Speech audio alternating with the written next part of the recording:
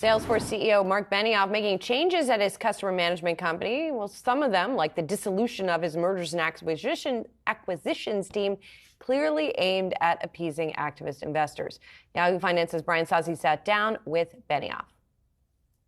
It's great to be with you again, and I'm so thrilled. And, we were together at Dreamforce, and you were there when we laid out our profitability framework that by fiscal year 26 that we would exceed 25% margins. Well, we actually did that today. We hit that hyperspace button, accelerated everything by 2 years. We delivered for this quarter an incredible 29.2% operating margin while also delivering 17% revenue growth.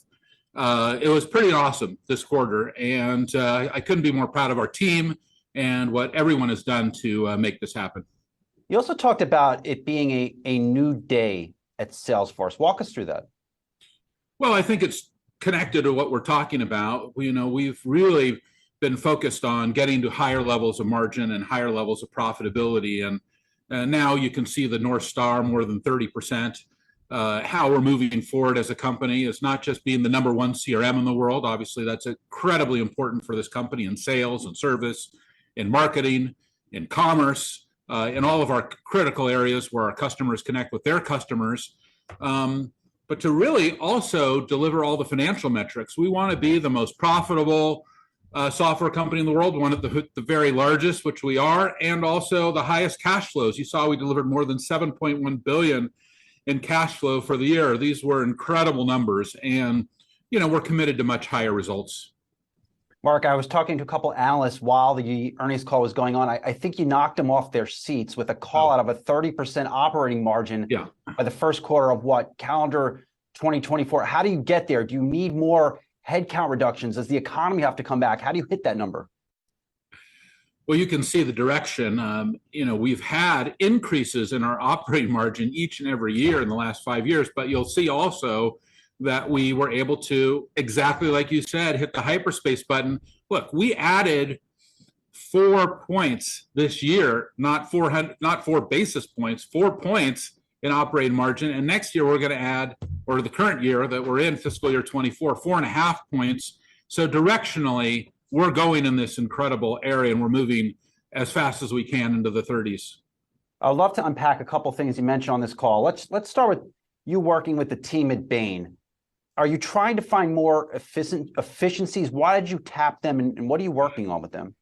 Well, I should just bring them in or I should just hit my foot on the floor because they're actually in our building, which is how I know Manny, the CEO of Bain, is here. I bump into him on the elevator all the time. And I said to him, hey, we're trying, and our company, we're a scaled software company now, number 3 software company in the world. We want to improve these financial performance metrics. And he has just a whole playbook. He just rips out and just says, here we go, 1, 2, 3, 4, 5. We're already implementing a lot of his ideas. There's a lot more to do. Honestly, we're just getting started. I couldn't be more excited about where we are, but I couldn't be more excited about where we're going. And Bain is going to be an important part of Salesforce's future, and Manny especially. Where do you see Salesforce going? Well, we're moving into this incredible new AI world, where everything and anything and everyone is all connected. And to make that happen, we're going to have a level of technology infrastructure inside all of our customers that's really completely different than we have today. A great example is Ford. Ford, I have a Mach-E. I also have the new Ford Lightning. These are electric cars that are autonomous. The Lightning's an electric truck. It's really cool. But all the telemetry data and all the connectivity from those cars is going into our data cloud. And that data cloud then ingests it, and then through our artificial intelligence, through the real-time capabilities, through the automation, it's communicating back to me as I hit different thresholds of product performance. And I get texts, I get emails, I get offers, I'm getting sold, I'm getting serviced, all through my data cloud. It's this connectivity between Salesforce's core clouds and kind of this new world that we're in. That is really exciting to me. You saw incredible traction. This quarter, it became our fastest growing cloud, but not just at Ford, at companies like Boston Scientific. They did amazing things with the data cloud. F1, the guys who do the sports racing, 99% of their customers, they never even get to meet Data Cloud connects them all automatically. And this is what's getting me excited that we're going to be a huge player in the new AI world. For the layperson out there that is not as tech savvy as you, Marc, talk to us about Einstein GPT. Is that going to go to battle with the Microsoft Chat GPT? Explain it to us. Well, Einstein is our core artificial intelligence platform at Salesforce. You know, we are the leaders in artificial intelligence and CRM and commerce. We've delivered incredible results for our customers, making sure that when their customers are online buying from them, we're able to provide an artificial intelligence framework that we've been developing for a decade that is really incredibly state-of-the-art. With this next generation of generative AI, what it means is that AI is going to be able to do even more for you. It can code for you. It can write letters for you. If you're a sales executive or a service executive, it's going to be able to create content. There's a lot of things that AI is able to do today that we couldn't do 10 years ago.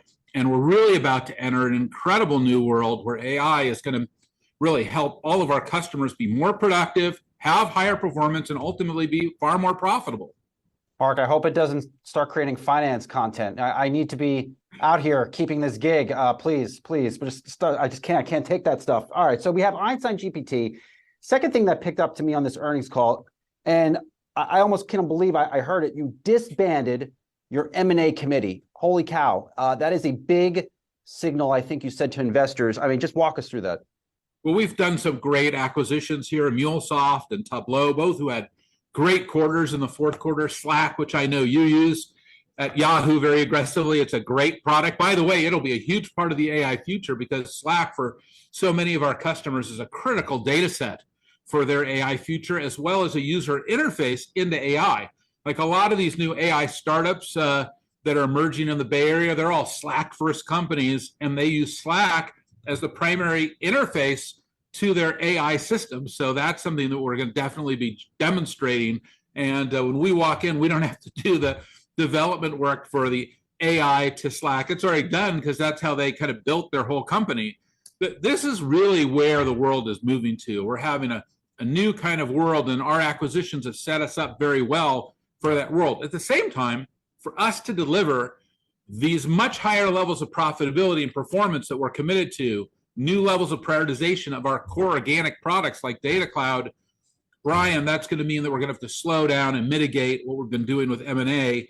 And so we disbanded our M&A committee to do that. We created a new business transformation committee to focus on profitability. And hey, well, you can see it in the results this quarter, 29.2% operating margin. We delivered $8.4 billion in revenue. Brian, how many software companies have you reported on that have ever delivered a quarter quite like that? Fair point, Marc. So is the day of the big acquisition at Salesforce done for the next 24 months? Well, I certainly think so. I mean, it's impossible to predict the future, you know that. But what I really can say is we're really focused on our profitability, our core performance, these financial metrics.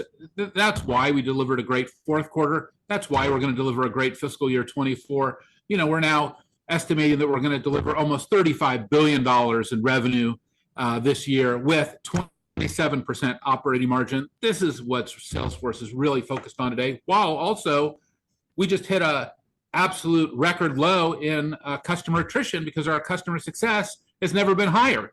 So all of these things are working together, and they're working very well for us here.